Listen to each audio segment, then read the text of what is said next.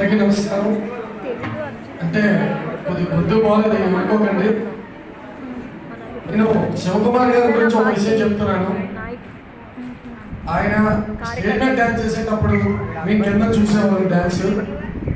ఆయన స్టేజ్ మీద డ్యాన్స్ చేస్తుంటే అరే మేము కూడా ఇలా చెయ్యాలి అని ఆలోచన వచ్చింది. మాకు ఇన్స్పిరేషన్ ఆయన. ఈరోజు నేను డాన్స్ మాస్టర్గా, ఒక ఈవెంట్ మేనేజర్గా, కొరియోగ్రాఫర్గా ఎదిగానంటే నాకు ఆయన ఇన్స్పిరేషన్. ఆయన స్టేజ్ మీద చూసి నేను కింద ప్రాక్టీస్ చేసుకునేవాడిని. ఈరోజు ఒక జనసేన పార్టీలో కార్పొరేటర్గా పోటీ చేసి మీ అందరి ఆశీర్వాదాల మీద నేను గెలవడం జరిగింది. అలాగే కళాకారులు అంటే మన కళాకారులుగా ఉండిపోకూడదు, రాజకీయ రంగంలో కూడా రాణించాలి. ఎందుకు రాణించాలి అంటే ఒక కళాకారుడికే తెలుస్తుంది కళాకారుడి కష్టం, ఇంకెవరికీ తెలియదు. వాళ్ళు రాజకీయంలో ఉండడం వల్ల రేపు పొద్దున ఏ సమస్య వచ్చినా ఆ కళాకారుడు వచ్చి ఆ కళాకారుడు చెప్పుకోగలరు.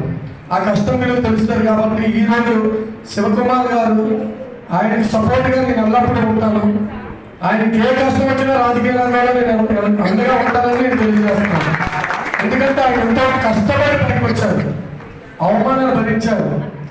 ఎక్కడెక్కడ ఎలా జరిగినా సరే ఎవరికి కూడా ఇబ్బంది పడకుండా డ్యాన్స్ రంగంలోని హైదరాబాద్ డ్యాన్స్ వెబ్ డ్యాన్స్లో ఎన్ని ఇబ్బందులు పడినా ఎవరికైనా బాధపడకుండా, ఎవరిని ఇబ్బంది పెట్టకుండా టాలెంట్ ఉపయోగించి ఈరోజు చిరంజీవి గారి సాంగ్ రీమిక్స్ అంటే శివకుమార్ గారు గుర్తొస్తారు.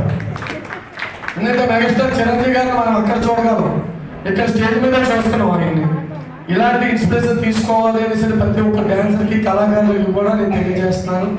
శివకుమార్ గారు ఈరోజు 25 సంవత్సరాలు పూర్తి చేసుకున్నారు. ఇలాగే మీరు ఇంకా ముందుకు వెళ్ళి మంచి మంచి కార్యక్రమాలు మీరు కానీ మీ అబ్బాయి కానీ ఇంకా ముందుకు ఎదగాలి, ఇంకా మంచి మంచి సినిమాలు కొరియోగ్రాఫీ చేయాలని ఎప్పుడు కూడా మా సపోర్ట్ రాజకీయ పరంగా మీకు ఉంటుందని మనస్ఫూర్తిగా తెలియజేసుకుంటూ థ్యాంక్ యూ.